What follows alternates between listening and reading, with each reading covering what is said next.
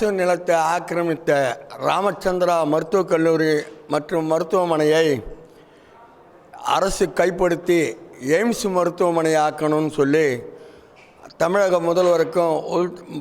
முதல்வர் health secretary health minister பாரத பிரதமருக்கு AIIMS மருத்துவமனை ஆக்கணும், ஏழைகளுக்கு தரமான இது கிடைக்கணும்னு சொல்லி அரசுக்கு மனு அனுப்பியிருக்கேன். அந்த மனுவினுடைய நிகழ்வுகளாக அந்த ஏரியினுடைய 122 ஏக்கரா நீர்நிலை புறம்போக்கு நிலத்தை ஆக்கிரமித்து கட்டியுள்ள காரணத்தினாலும் சென்னை பெருநகர வளர்ச்சி குழுமத்தினுடைய அனுமதியை பெறும்பொழுது அரசு புறம்போக்கு நிலத்தையே தானப்பத்திரமாகவும் வழங்கி அந்த தானப்பத்திரத்தில் ஓஎஸ்ஆர் லேண்டுன்னு சொல்லுவாங்க, அந்த லேண்ட்லேயே கார் பார்க்கிங் அரசினுடைய புறம்போக்கு நிலத்தை குத்தைக்கு விடுறது தானப்பத்திரம் கொடுக்கறது தப்பு. தானப்பத்திரத்தை கொடுத்து அந்த தானப்பத்திரத்திலேயே கார் பார்க்கிங்காக பயன்பாட்டுக்கு வச்சுக்கிட்டாங்க.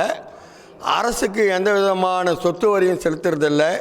அதற்கு நீதிமன்றத்தின் வாயிலாக தடை உத்தரவு பெற்றிருக்காங்க. இந்த ட்ரஸ்ட்டு மூலயமா சொத்து சம்பாதிச்சதுக்காக வருமான வரி 600 கோடி ரூபாய்க்கு மேலே அபராதம் விதிச்சிருக்காங்க.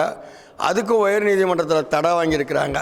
இப்படி அரசு சொத்தின் மூலயமாகவே எல்லாம் பண்ணியிருக்கிறதுனால இந்த சொத்தை அரசு கைப்படுத்தி ஒரு நேரத்தில் தாமரைன்னு அரசாங்கம் எடுத்தது, நீதிமன்றத்தினுடைய குறுக்கீட்டால் திருப்பி அவங்ககிட்ட போச்சு.